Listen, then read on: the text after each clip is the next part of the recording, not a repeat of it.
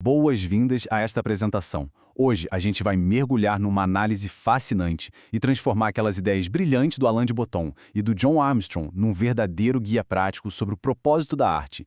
Todos prontos para mudar completamente a forma como olhamos para as pinturas e esculturas ao nosso redor? Então, vamos nessa! Vamos começar abordando um sentimento que quase todo mundo já teve, mas convenhamos, quase ninguém tem coragem de admitir. Já aconteceu de sair de uma exposição super prestigiada sentindo, lá no fundo, uma certa decepção ou até um pouco de tédio? E aí a gente acaba fingindo que adorou tudo, claro. Pois é, a boa notícia é que a culpa não é da nossa falta de conhecimento ou sensibilidade.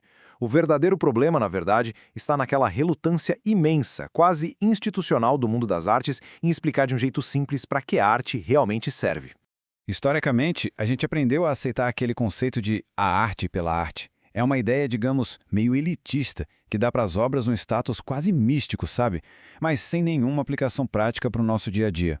Só que o que os autores propõem aqui é uma mudança radical de paradigma. A ideia é, literalmente, enxergar a arte como uma ferramenta. Pensemos no seguinte: do mesmo jeito que uma faca ou uma garrafa são extensões das nossas capacidades físicas, a arte funciona como uma extensão das nossas capacidades psicológicas. É, no fim das contas, uma baita ferramenta terapêutica. A nossa jornada vai passar por 5 pontos centrais. Primeiro, para que serve a arte, e depois vamos explorar 4 das suas funções: rememoração, esperança, sofrimento e reequilíbrio. Número 1. Para que serve a arte? A arte como instrumento. O texto original identifica 7 fragilidades psicológicas centrais que todo ser humano enfrenta. E olha que interessante, ele classifica a arte de acordo com a capacidade dela de nos ajudar com cada uma dessas dores: rememoração, esperança, sofrimento, reequilíbrio, compreensão de si, crescimento e apreciação. Hoje, o foco vai ser mergulhar fundo nas 4 primeiras funções dessa lista, para entender exatamente como elas atuam de forma direta no nosso bem-estar diário. Número 2. Rememoração. A primeira função. É fato que o cérebro humano é péssimo em reter informações sensoriais. Rostos, vozes, detalhes que a gente ama, a gente simplesmente esquece. A nossa mente precisa de ajuda constante para não perder essas memórias. E a pintura do Jean-Baptiste Renaud narra visualmente exatamente essa nossa falha.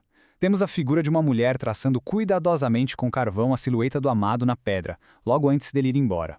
É uma imagem muito forte porque sugere que a própria origem da arte está enraizada ali, no medo da perda. A arte nasce dessa nossa necessidade desesperada de preservar aquilo que amamos e que o tempo inevitavelmente ameaça apagar. Número 3. Esperança, a segunda função. Aqui os autores batem de frente com aquele desdenho muito comum e elitista que existe hoje por obras que são puramente bonitas, agradáveis ou florais. Vamos pensar um pouco. Porque um operário, muito cansado depois de uma jornada exaustiva de trabalho, preferiria a serenidade das flores aquáticas de Monet em vez da imponência fria e aristocrática do Palácio de Blenheim? A resposta é simples. A mente humana anseia por imagens simplificadas e prazerosas para conseguir manter a esperança quando o mundo real lá fora está esmagador e difícil demais. Gostar de uma imagem bonita não é sinal de ignorância de jeito nenhum. É, na verdade, um mecanismo puro de sobrevivência psicológica. E é super importante notar que muitos artistas distorcem a realidade sim, mas por razões completamente diferentes. De um lado da moeda, temos George Grosz usando a caricatura e um cinismo bem afiado para desmascarar as verdades mais sombrias da nossa sociedade. Do outro lado, Angelica Kauffman faz exatamente o oposto. Ela usa uma harmonia totalmente deliberada e idealizada. E não, ela não estava sendo ingênua. Ela estava destilando e concentrando a esperança na forma mais pura possível, justamente para entregar ao observador a força necessária para enfrentar as imperfeições da vida cotidiana. Número 4. Sofrimento. A terceira função. Quando a gente examina como a arte ajuda a confrontar a dor e o luto que são inescapáveis na nossa vida, a gente esbarra num conceito incrível: a sublimação. Quando passamos por momentos muito difíceis, é extremamente comum sentir um isolamento enorme. A sublimação artística é exatamente um mecanismo que quebra esse isolamento. Ela pega uma tristeza que é profundamente pessoal e a transforma numa experiência majestosa e, mais importante ainda, compartilhada por toda a humanidade. A obra monumental em aço, do Richard Serra, é a manifestação física perfeita dessa sublimação.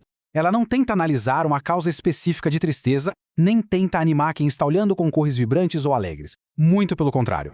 Esse bloco de aço gigante e super pesado simplesmente valida o luto. ele declara em alto e bom som que a tristeza é uma emoção normal, grandiosa, onipresente e que ela merece espaço. Não é algo que devemos esconder ou do qual devemos ter vergonha. E detalhe, não é por acaso que a escultura do Serra leva o nome do grande poeta Fernando Pessoa. Esta citação super icônica ressalta exatamente a mesma ideia. Ao conectar a imensidão imponente do mar com as lágrimas de uma nação inteira, a arte pega a nossa decepção, a nossa angústia e eleva tudo isso. Ela dá para as nossas emoções mais sombrias um caráter de pura dignidade e de beleza universal. Paisagens majestosas que trazem aquela sensação de sublime, como a pintura espetacular de Caspar David Friedrich, alcançam um efeito terapêutico muito parecido. Ao colocar a nossa pequenez e a nossa insignificância humana em perspectiva contra essa força incontrolável e colossal da natureza, os nossos problemas diários e ansiedades meio que se dissolvem. A arte tira a gente de um estado de desespero e nos coloca num estado de calma e admiração diante da imensidão do universo. Número 5. Reequilíbrio. A nossa quarta e última função de hoje. Todas essas ideias ajudam a construir o conceito de reequilíbrio das nossas emoções. O ponto central aqui é que a arte atua como um contrapeso vital. Pensando na rotina maluca e no trabalho de hoje em dia, todos nós corremos o risco de pender de forma exagerada para um extremo emocional. E a arte, de um jeito simplesmente brilhante, nos fornece exatamente aquela dose de emoção que está em falta no dia a dia, devolvendo o equilíbrio para a mente. Vamos imaginar alguém que vive sobrecarregado, correndo para lá e para cá numa cidade caótica. Essa pessoa precisa desesperadamente do reequilíbrio que vem de uma arquitetura minimalista, limpa e silenciosa. Por outro lado, se pensarmos em alguém preso numa rotina extremamente burocrática, monótona e sem surpresas, essa pessoa precisa de um choque, daquela energia vibrante, imprevisível e intensa que a gente encontra num quadro da Frida Kahlo ou no som vigoroso da música flamenca. A arte certa sempre vai depender daquilo que falta dentro de nós. Para fechar a apresentação de hoje, fica uma reflexão bem provocativa. Com essa nova perspectiva de que a arte não é só um mistério inalcançável, mas sim uma ferramenta terapêutica poderosa, podemos nos perguntar: qual é a emoção que nos falta neste exato momento? Ao responder a isso, a gente acaba encontrando não só o antídoto ideal para os nossos problemas, mas também um jeito completamente revolucionário, íntimo e transformador de caminhar pelos corredores de qualquer museu. Fica o convite para começarmos a olhar a arte com outros olhos. Até a próxima!